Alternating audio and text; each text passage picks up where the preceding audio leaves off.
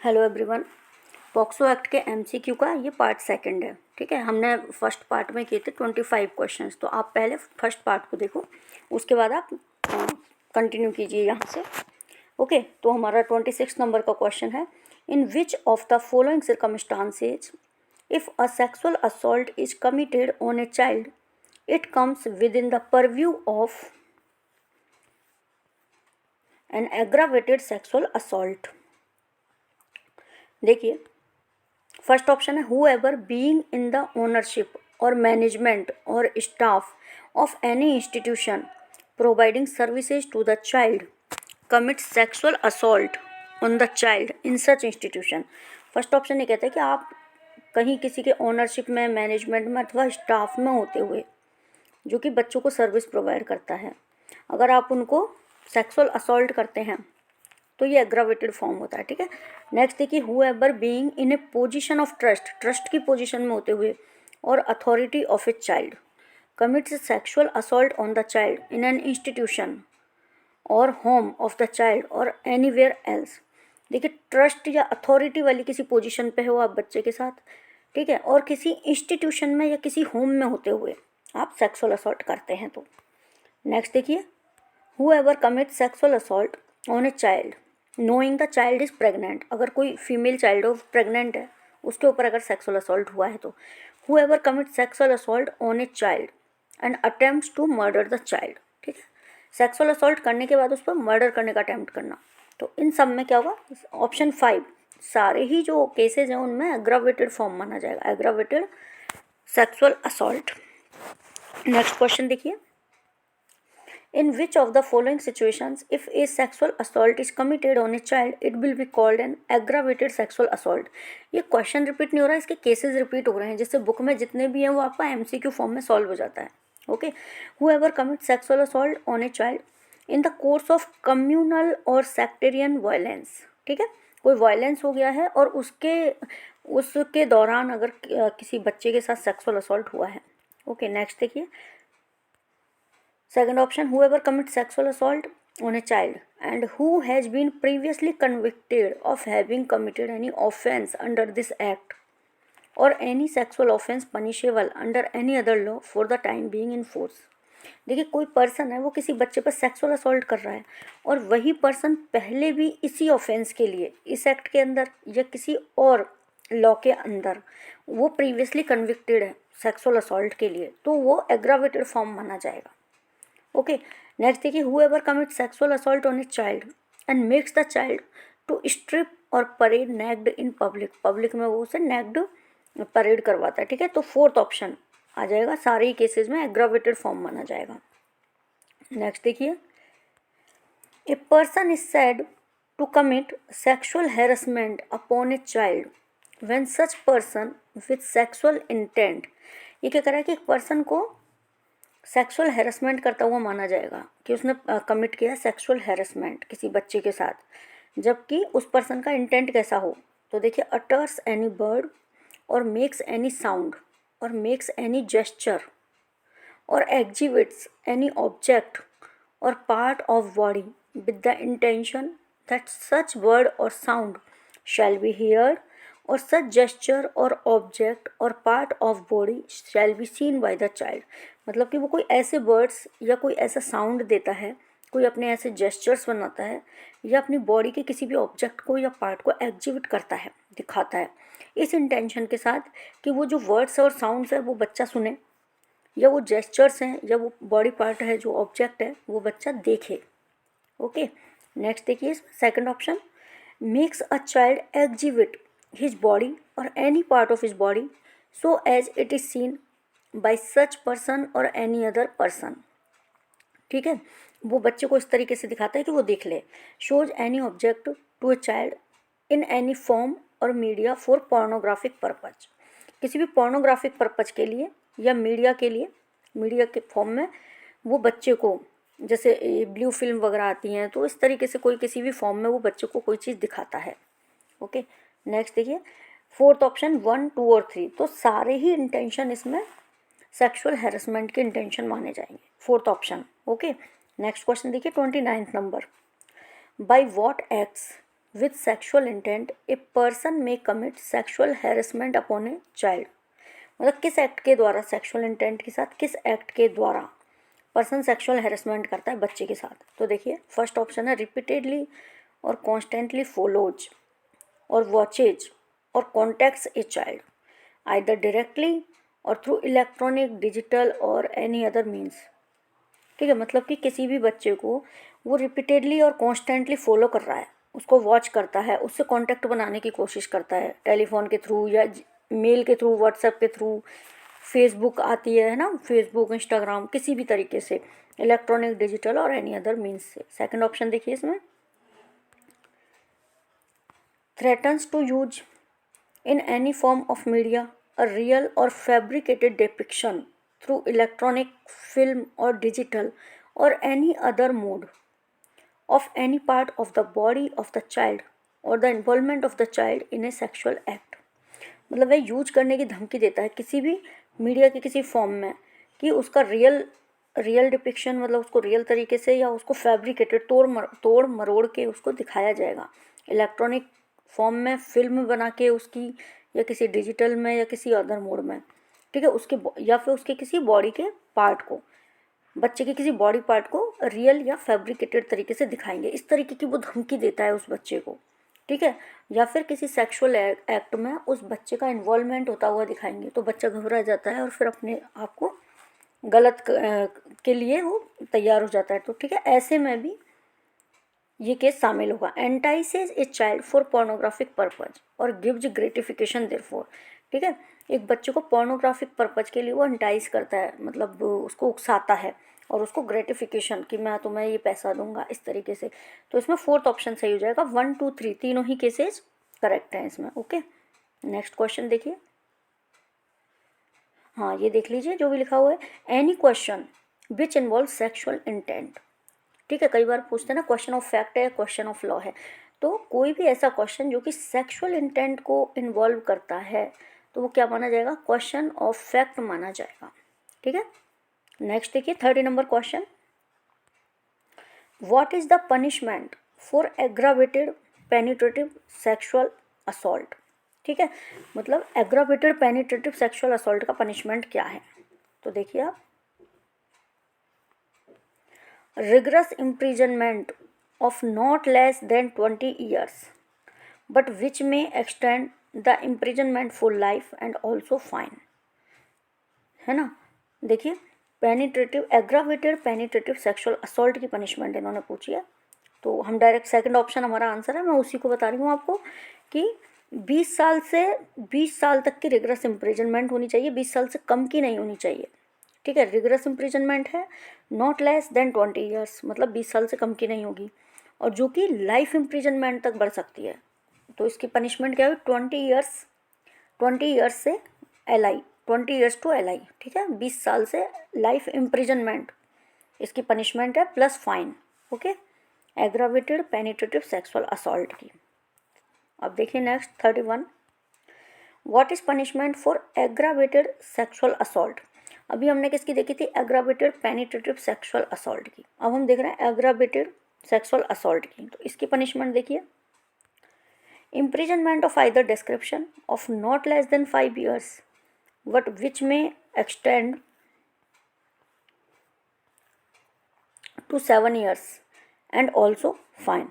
तो 5 to 7 years, ये 5 है, 5 to 7 years. ठीक है, प्लस फाइन. ये हमारी एग्रावेटेड सेक्सुअल असॉल्ट की पनिशमेंट है. Okay, 32 number question. What is punishment for penetrative sexual assault. देखिए, rigorous imprisonment of not less than 10 years. तो 10 ईयर्स से लेके which may extend to imprisonment for life, 10 से LI and also fine, plus fine आ जाएगा. ठीक है, तो पेनिट्रेटिव सेक्सुअल असॉल्ट है ना, इसकी पनिशमेंट क्या है, 10 ईयर्स से लेके LI और फाइन. नेक्स्ट देखिए अब आप 33 number question. What is punishment for sexual assault. देखिए सेक्सुअल असॉल्ट की, imprisonment of either description of not less than 3 years but which may extend to 5 years and also fine. है ना, 3 से 5 साल, 3 से 5 साल प्लस फाइन। ये है हमारी किसकी पनिशमेंट है, सेक्सुअल असॉल्ट की पनिशमेंट है। 34 नंबर देखिए, ये सारी पनिशमेंट आपको लर्न करनी होंगी एक इंडेक्स बना के। What is punishment for sexual harassment upon a child. ठीक है, मतलब कि सेक्सुअल हैरेसमेंट, किसी बच्चे के साथ सेक्सुअल हैरेसमेंट हुआ है उसका पनिशमेंट क्या है। तो imprisonment of either description up to 3 years and also fine. 3 साल तक का तो इम्प्रिजनमेंट, 3 साल तक की जेल और फाइन। ओके, नेक्स्ट देखिए, the offence of use of child for pornographic purpose is committed in any form of media including program or advertisement telecast by television channels or internet or any other electronic form or printed form, whether or not such program or advertisement is intended for personal use or for distribution for the purpose of sexual gratification, which includes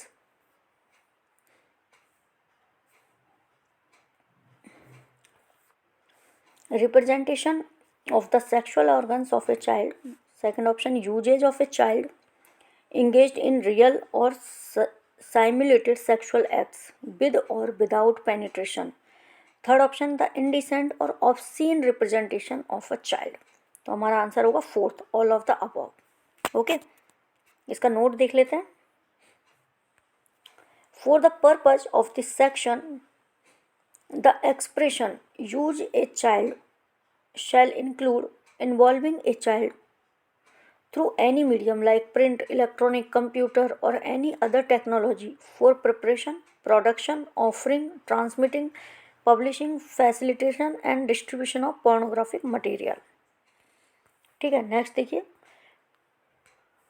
what is the punishment for using child for pornographic purposes relating to its different modes। ठीक है, ये क्या कह रहा है, pornographic purpose के लिए किसी बच्चे को यूज करने का क्या पनिशमेंट है। ठीक है, relating to its different modes. तो इसका पनिशमेंट देखेंगे हम।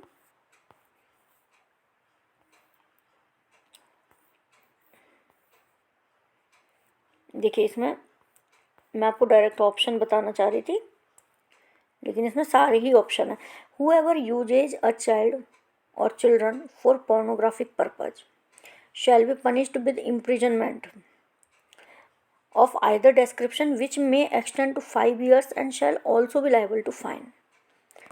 ठीक है, ये क्या कह रहे हैं कि जो भी whoever uses a child और चिल्ड्रन फॉर पोर्नोग्राफिक पर्पज, कोई भी जिस बच्चे को पोर्नोग्राफिक पर्पज के लिए यूज करता है ना, उसको पनिश किया जाएगा either description which may extend to 5 years, 5 साल तक की तो उसको इम्प्रिजनमेंट हो सकती है, और उसको फाइन भी शैल ऑल्सो भी लाइबल टू फाइन, फाइन के लिए वो लाइबल होगा।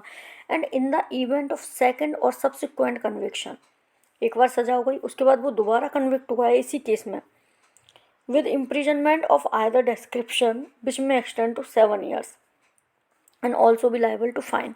एक बार उसको सजा हो गई, उसके बाद उसने दोबारा वही ऑफेंस किया तो उसको बढ़ के सजा मिलती है, तो 5 साल की जगह 7 साल तक का होगा। ठीक है, नेक्स्ट देखिए, if the person using the child for pornographic purposes commits an offence refer to in section 3। Section 3 क्या कहते हैं, पेनिट्रेटिव सेक्सुअल असॉल्ट करता है। By directly participating in pornographic acts he shall be punished with imprisonment of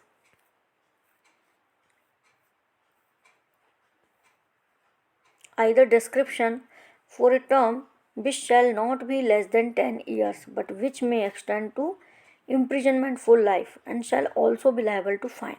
Okay, next देखिए इसमें, if the person using the child for pornographic purpose commits an offense, ठीक है, मतलब कि जो कि पोर्नोग्राफिक पर्पज़ के लिए चाइल्ड को यूज कर रहा है और एग्रावेटेड पेनिट्रेटिव सेक्सुअल असॉल्ट करता है, जो कि सेक्शन 5 में दिया हुआ है aggravated form, by directly participating in pornographic acts he shall be punished with rigorous imprisonment for life and shall also be liable to fine। ठीक है, उसको रिगरस इम्प्रिजनमेंट के लिए पनिश किया जाएगा और वह फाइन के लिए भी लाइबल होगा। नेक्स्ट देखिए,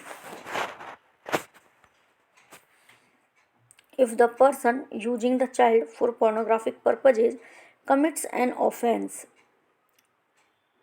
सेक्सुअल असॉल्ट का अगर ऑफेंस करता है, refer to in section 7, by directly participating in pornographic acts he shall be punished with imprisonment of either description for a term which shall not be less than 6 years, जो कि 6 साल से कम नहीं होगी, लेकिन 8 ईयर्स तक हो सकती है, 6 से 8 साल अगर सेक्सुअल असॉल्ट करता है तो, ठीक है। And shall also be liable to fine.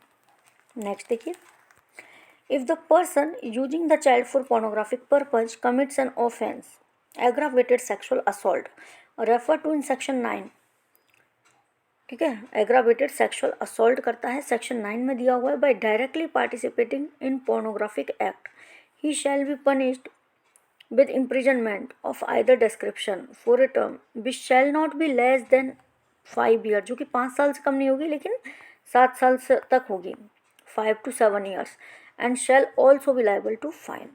Okay, तो सारे ही ऑप्शन इसमें ऑल ऑफ द अबव। ये क्या है, आपको एक इंडेक्स बना के पनिशमेंट लर्न करनी पड़ेगी, ऐसे रीड करने से नहीं होगा, ये तो आपको पहले से लर्न होनी चाहिए चीज़ें, उसके बाद हम एमसीक्यू उसी के बाद ही सॉल्व करते हैं। ओके, तो नेक्स्ट क्वेश्चन देखिए 37 of this act, what is the punishment for storage of pornographic material involving child. ये क्या करें कि सेक्शन 15 में जो है ना, पोर्नोग्राफिक मटेरियल को स्टोर करना, बच्चे को इन्वॉल्व करते हुए अगर कोई पोर्नोग्राफिक मटेरियल है तो उसका पनिशमेंट क्या होगा। और any person who stores for commercial purpose, मतलब बेचने के लिए, कमर्शियल यूज के लिए, for any pornographic material in any form involving a child shall be punished with, तो उसका पनिशमेंट क्या होगा, ये देखिए, punishment of imprisonment of either description up to 3 years or with fine or with both. 3 साल तक का तो इम्प्रिजनमेंट है और फाइन लग सकता है, और बॉथ दोनों चीज़ें एक साथ हो सकती हैं, फाइन और 3 साल का पनिशमेंट, ठीक है। नेक्स्ट देखिए, a person abets an offence under this act, अगर कोई पर्सन अबेटमेंट करता है इस एक्ट के अंदर, ठीक है, तो हु मतलब वो क्या क्या करता है, instigates any person to do that offence, अगर वो किसी को इंस्टिगेट करता है ऐसा काम करने के लिए, engages with one or more other person और persons in any conspiracy for the doing of that offence, मतलब एक या एक से अधिक आदमियों को इंगेज करता है और पर्सन जो कि किसी कॉन्स्पिरेसी में हो उस ऑफेंस को करने के लिए।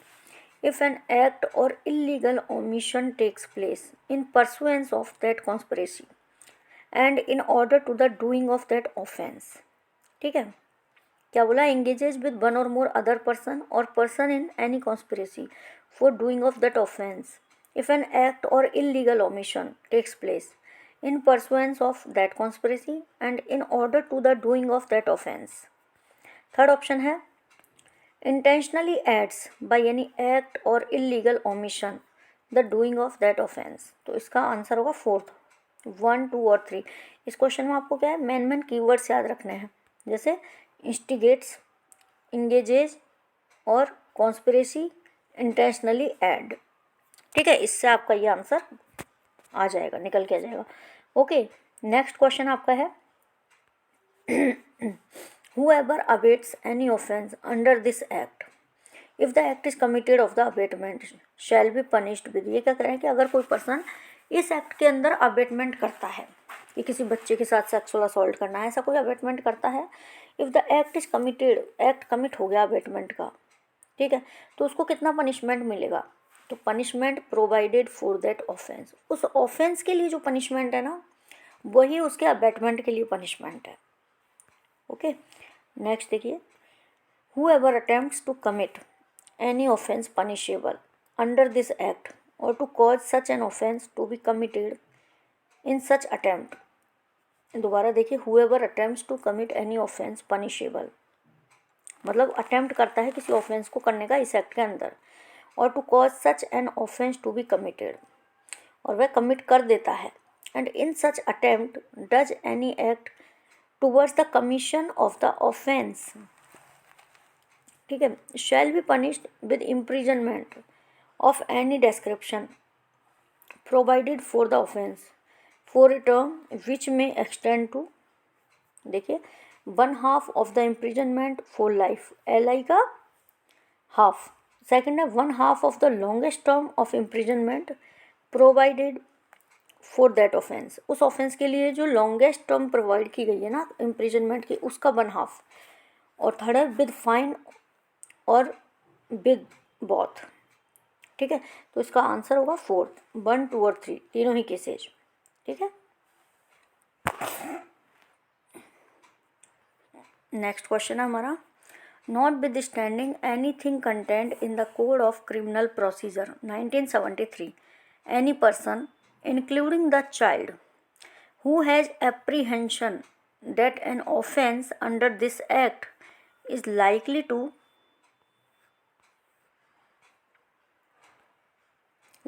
be committed or has knowledge that such an offence has been committed, he shall provide such information to the। ये क्या कह रहे हैं, अगर देखिए अगर कोई भी ऑफेंस है, ठीक है, उसको कमिट होने की संभावना है, any person who has apprehension, उसको संभावना लगती है कि ये इस तरीके का इस एक्ट के अंदर ऑफेंस हो सकता है। ठीक है, तो उसको अगर इस चीज़ की नॉलेज है कि ऑफेंस कमिट होने वाला है या हो सकता है या हो रहा है, तो वह इसकी इन्फॉर्मेशन किसको देगा। ठीक है, देखिए फर्स्ट ऑप्शन है स्पेशल जुवेनाइल पुलिस यूनिट को, सेकंड ऑप्शन है लोकल पुलिस को, थर्ड है CBI और फोर्थ है CID। तो CBI और CID का कोई रोल नहीं है इसमें, फर्स्ट और second. Fifth option special juvenile police unit को या लोकल पुलिस को, जो भी उसको अवेलेबल हो वहाँ वो इन्फॉर्मेशन दे देगा। नेक्स्ट देखते हैं question number 42, every report given under section 19 of this act to the special juvenile police unit or the local police unit shall be ascribed an entry number and recorded in writing। ये क्या कह रहे हैं कि कोई भी report है section 19 के अंदर जो कि स्पेशल जुवेनाइल पुलिस यूनिट को या लोकल पुलिस को दी गई है, तो उस केस में क्या होगा, एक एंट्री नंबर एस्क्राइब होगा एंड रिकॉर्डेड इन राइटिंग, मतलब रिटर्न में उसको रिपोर्ट को रिटर्न में रिकॉर्ड किया जाएगा। Be read over to informant, जो सूचना दे रहा है उसको सुनाई जाएगी। ठीक है, ध्यान रखना यहाँ पर इन्फॉर्मेंट है, be read over to informant. Third option है shall be entered in a book to be kept by the police unit. ठीक है, पुलिस यूनिट की बुक में एंटर की जाएगी, तो इसका आंसर होगा ऑल ऑफ द अबव। ठीक है, नेक्स्ट देखिए, report given by a child to the special juvenile police unit और local police shall be recorded in, कौन सी लैंग्वेज में होगी, इंग्लिश में। ये क्या कह रहे हैं कि रिपोर्ट जो कि किसी बच्चे के द्वारा दी जाएगी स्पेशल जुवेनाइल पुलिस यूनिट को या लोकल पुलिस को, वो रिकॉर्ड इंग्लिश में की जाएगी। वो तो किसी भी भाषा में बता सकता है बच्चा तो, ठीक है, सॉरी इसका आंसर होगा सिंपल लैंग्वेज में। भाई बच्चा है वो जिस लैंग्वेज में बोलेगा ना उसी लैंग्वेज में रिकॉर्ड की जाएगी। ओके, ये ऑप्शन मैंने ही लगाए हैं पेंसिल से और ये मैंने गलत टिक किया हुआ है। ओके, ये मैंने क्वेश्चन देख के मुझे माइंड में आया है, तो ये किसी भी लैंग्वेज में रिकॉर्ड की, सॉरी सिंपल लैंग्वेज में, जिस लैंग्वेज में बच्चा बोल रहा है उसी लैंग्वेज में ये रिकॉर्ड की जाएगी। ओके,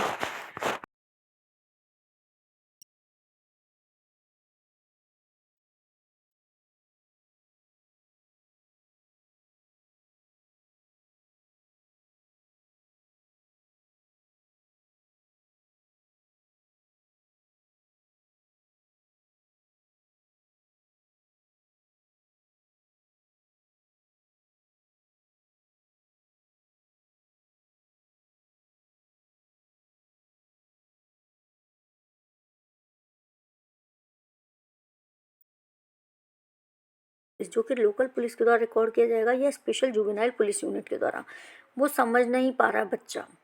ठीक है, जो भी रिपोर्ट लिखी गई है पुलिस यूनिट के द्वारा वो बच्चे को सुनाई जाती है, इन्फॉर्मेंट को सुनाई जाती है। अब बच्चा उसको नहीं समझ पा रहा है, तो by the child against whom an offence has been committed, जिसके अगेंस्ट एक ऑफेंस कमिट हो रहा है, तो किसकी हेल्प ली जाएगी, ट्रांसलेटर की या इंटरप्रेटर की। नेक्स्ट देखिए question number 45, where the special juvenile police unit or local police is satisfied the child against whom an offense has been committed is in need of care and protection, जिसके against offence commit हुआ है, जिस बच्चे के against, उसको care और protection की need है, then it shall, after recording the reasons in writing, make immediate arrangements to give him such care and protection. ठीक है, उसको मतलब रीजन को राइटिंग में रिकॉर्ड करने के बाद उसको क्या होगा, केयर और प्रोटेक्शन प्रोवाइड की जाएगी, इमीडिएट अरेंजमेंट किया जाएगा, including admitting the child into shelter home और टू द नियरेस्ट हॉस्पिटल. ठीक है, with in of the report, मतलब रिपोर्ट सबमिट होने के कितने टाइम के अंदर, तो 24 आवर्स के अंदर उसको need of care and protection home में, उसको शेल्टर होम में या नियरेस्ट हॉस्पिटल में, वहाँ पर कहीं पर उसको एडमिट करके रखा जाएगा अगर उसको child in need of care and protection है. ओके, 24 आवर्स के अंदर, within 24 hours. Next question देखिए. The special juvenile police unit or the local police shall within 24 hours report the matter to the first child welfare committee, second special court or session court.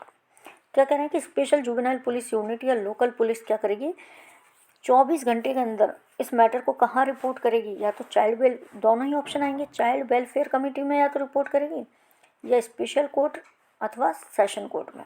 Okay, next question है 47 number. No person shall इनकर any liability weather civil और criminal for giving the information in for the purpose of section 19 का sub clause 1.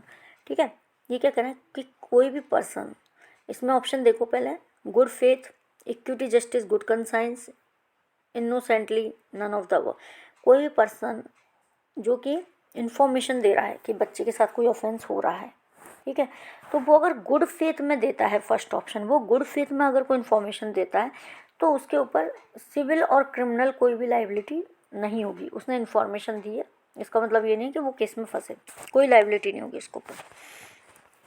48 number question देखिए. Apart from the child on whom offense under this act has been committed and his parents who are also under an obligation to provide information relating to commission of such offense under this act to the special juvenile police unit or local police, any personnel of media, hotel or lodge. Second option है any personnel of the hospital, club, studio or photographic facilities. Third है all of the above, that is first and second. Fourth है none of the above. तो हमारा answer होगा third. सब लोग liable होते हैं, ऑब्लिगेशन के ऊपर होता है कि वो कोई भी ऐसी इन्फॉर्मेशन मिले तो उसको रिपोर्ट करें. Okay, question number 49. What is the quantum of punishment for failure to report or record the case for the offence committed or punishable under this act. इस एक्ट के अंदर अगर कोई ऑफेंस कमिट हुआ है और उसको रिपोर्ट करने या रिकॉर्ड करने में कोई फेल हो जाता है, उस फेलियर पे क्वांटम ऑफ पनिशमेंट क्या होगा, तो इम्प्रिजनमेंट अप टू 6 मंथ्स, 6 महीने तक का तो इम्प्रिजनमेंट है. ठीक है, और with fine or with both. ठीक है, 6 मंथ्स का इम्प्रिजनमेंट और फाइन और बोथ. नेक्स्ट देखिए 50 number question. Any person being in charge of any company or an institution by whatever name called who fails to report commission of an offence under subsection 1 of section 19 in respect of a subordinate under his control shall be punished with. क्या कहना है कि कोई भी person है जो कि किसी कंपनी का अथवा किसी इंस्टीट्यूशन का इंचार्ज है, किसी भी नाम से हो, who fails to report commission of an offence, वो अगर किसी भी ऑफेंस की कमिट होने की रिपोर्ट नहीं देता under subsection 1 of section 19 in respect of subordinate, है ना, उसके सबॉर्डिनेट के केस में जो कि उसके कंट्रोल में है, तो उसको कितना पनिशमेंट है, तो इसका आंसर क्या होगा, ऑप्शन नंबर थर्ड आ जाएगा इसका, imprisonment up to 1 year and with fine. ठीक है, 1 साल तक का इम्प्रिजनमेंट है और फाइन है. किस केस में, अगर कोई कंपनी या इंस्टीट्यूशन का इंचार्ज होते हुए अपने सबॉर्डिनेट की के साथ कमिट कोई ऑफेंस की इन्फॉर्मेशन नहीं देता है। तो यहाँ हमने 26 to 50 हमने 25 क्वेश्चन आज इस पार्ट में सॉल्व किए हैं। इसके आगे नेक्स्ट पार्ट आएगा। ओके, तो आप यहाँ तक देखिए। Thank you.